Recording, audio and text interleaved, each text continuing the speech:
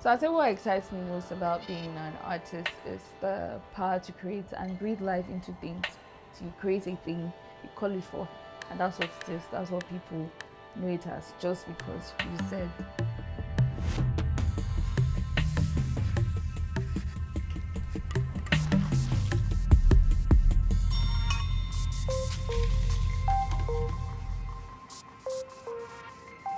My name is Catherine Akapo. I'm Togolese but Nigerian by birth.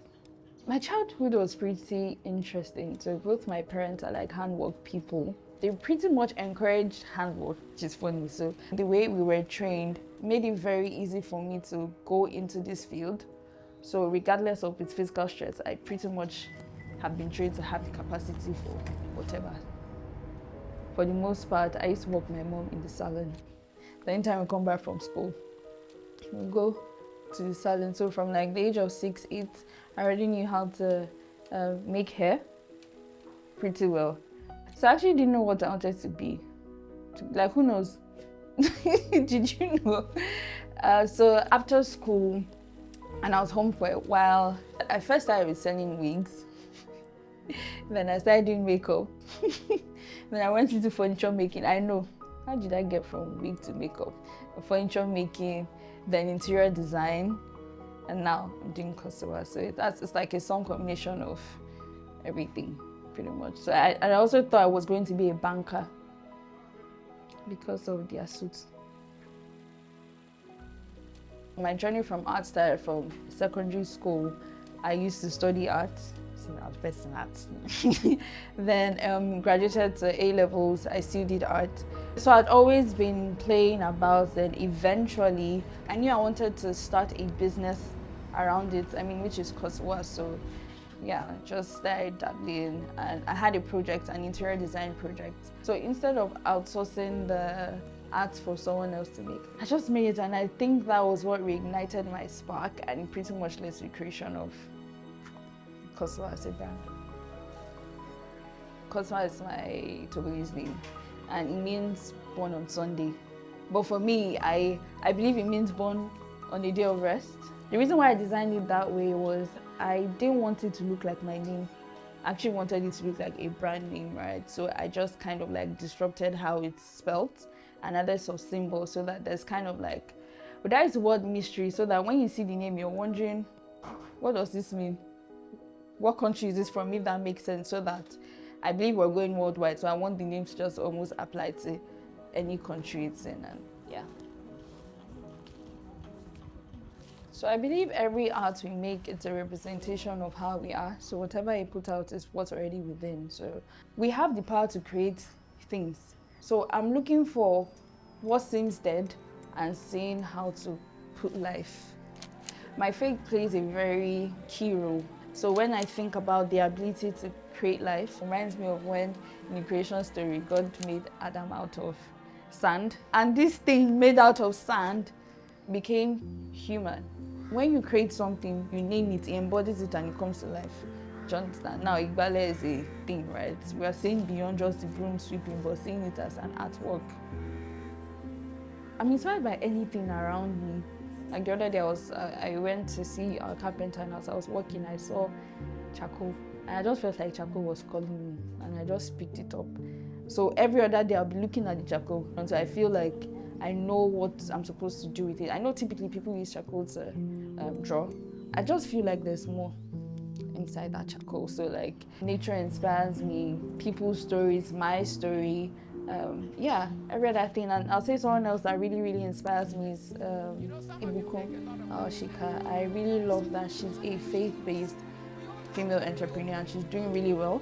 And she's one of the key people I see within like the business industry that they really succeeded, but there's still that foundation, the godly foundation in them, and they build according to that understanding. The most exciting work so far would be Maimuna. It just gave me a chance to explore with different materials. Like there was no boundary when it came to materials, and I had people working with me. I was very big. I love big things. I really love big artwork. So the fact that it was 7 feet by 7 feet, and I think it's been most people's fave so far. I believe because it's big. That's why I love big things. And my most challenging has been breaking forth. I think it first starts from the story behind it because it really describes my journey. And that's why it's called Breaking Forth.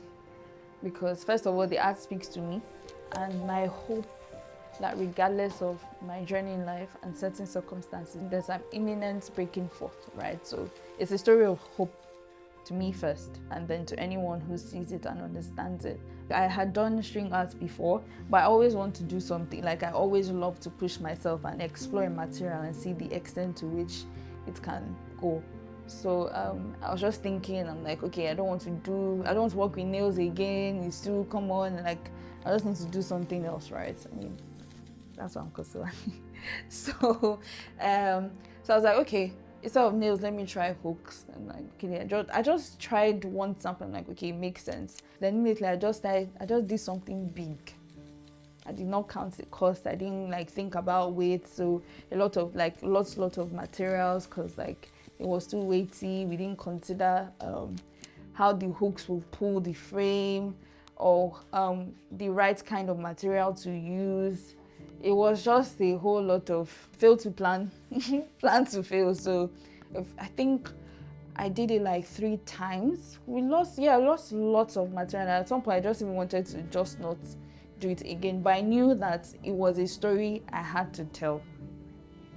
Under the art terminology, I fall in the class of mixed media art. So there's 2D, there's sculpting, there's metal work, woodwork, and all of that. But I would say mixed media because I use a vast range of materials, really. So yeah. The one key thing for me is hope. I like to make sure that my works actually impact people in a positive light, because like I said, whatever is within is what we put out, right? So I don't aim to put any more depression, destruction. So there's already enough in the world. We need hope.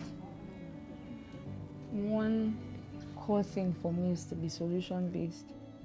I just always believe I'll get it right, and there's a way out, right? If one way doesn't work, another way is going to work. So I've learned to be fluid, with challenges, and just like, okay, do we need a solution, or is this a new idea that we can work with? And would you typically find that even working with artisans or certain things, there would always be challenges. So when things are going left, I'm just like, I'm an artist, I'm going to create something new with this anyway. So yeah. My biggest aspiration for Korsiwa is that we become a production house, manufacturing house for like interior home goods. That's a very big goal, right? Because at the core of who I am, I'd say I'm an artisan, but I do create art, so I'm an artist too. I've gotten this far with Korsiwa, not by myself, but with like a team. I really believe in the power of a team. And because there's a clear vision as to what I'm building, I'm very key on teamwork. If I wanted a thing where it was about me, I'll be doing art in a different way. I'll be doing things differently, but my life has to be bigger than myself, right? People can't go through certain things I've been through. Like, teamwork is a very key part in the success of Korsiwa this far, and would still be a very key part in our journey to becoming a global. In my essence, I'm an artist, but not only do I create art, I give life and expression to inanimate things.